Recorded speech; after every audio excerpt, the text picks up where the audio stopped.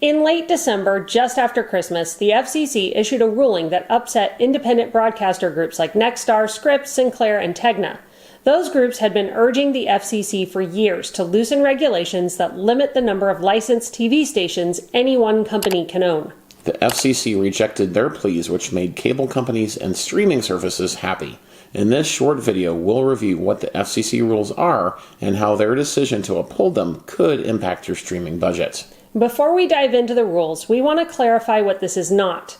We've discussed on this channel and in our live streams that broadcasting groups like Nexstar want the FCC to treat live TV streaming services like YouTube TV and Hulu Live like cable companies. Such a change would allow local broadcasting groups to potentially get more money from live TV streaming services. That's not the issue that the FCC settled in late December. In fact, it hasn't even taken up that case yet. Now, with that clarification out of the way, let's explain the rules that were addressed. There are 3 big ones. No broadcaster can own all the TV stations in a single local market. One broadcaster also cannot own all the radio stations in a local market. And finally, a single broadcaster cannot own 2 of the top 4 big network affiliates. So Sinclair, for example, cannot own ABC and CBS in the same local market, or Nexstar cannot own the local affiliate for NBC and Fox in the same local market.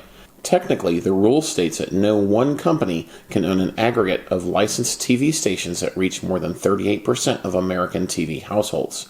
Generally, we think this will be a good thing for streamers. Broadcasting groups argued that getting bigger would lead to better programming.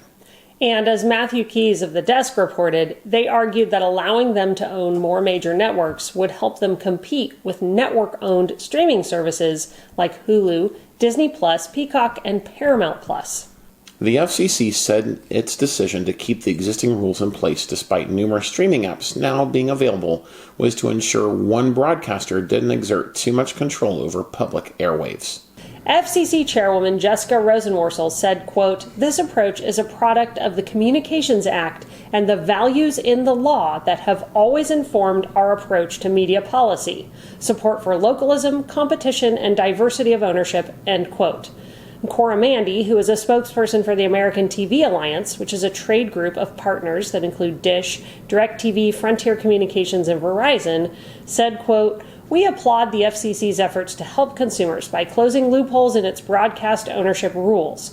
This is part of the reason broadcasters have been able to raise their rates by more than 5,000% since 2006, even while viewership for these stations has dropped 45% during the last decade," end quote.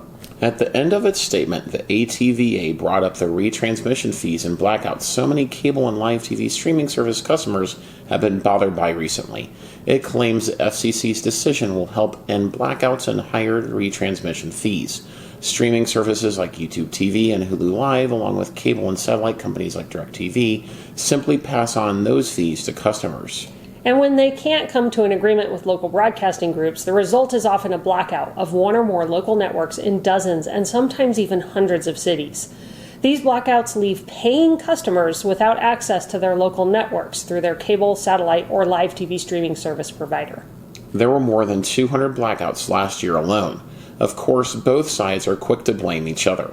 Despite the ATVA claiming victory and local broadcasting groups' defeat, we think nothing much is going to change for consumers. Sadly, carriage disputes and blackouts are likely to continue because broadcasters are going to keep raising retransmission fees. While the ruling may have prevented these from metastasizing into blackouts of all local stations, they're simply going to continue because retransmission fees are a significant source of revenue for groups like Sinclair and Nexstar. If you haven't been affected by a blackout yet, chances are good that you will in 2024. Our best advice is to use an antenna to get your local networks. Or if you live in an area where antenna reception is not good, consider subscribing to Paramount+, Peacock, or Hulu to get network and some local programming. Cable might be dying, but live TV streaming services are quickly picking up where cable left off and are charging more and more for access to networks and local channels. You don't have to accept these endlessly rising rates. Be smart about what you stream. Set a streaming budget and prioritize your must-have shows and sports. Then find the cheapest way to watch that content. That's something we will keep helping you do here in our videos and on our live streams, which air on Fridays at noon Central. Do you think we'll see more blackouts of local stations in 2024? Let us know in the comments below. And if you haven't already, don't forget to like, subscribe, and turn on notifications so you can get all our latest news and reviews when they drop. Thanks for watching, and we'll see you in our next video.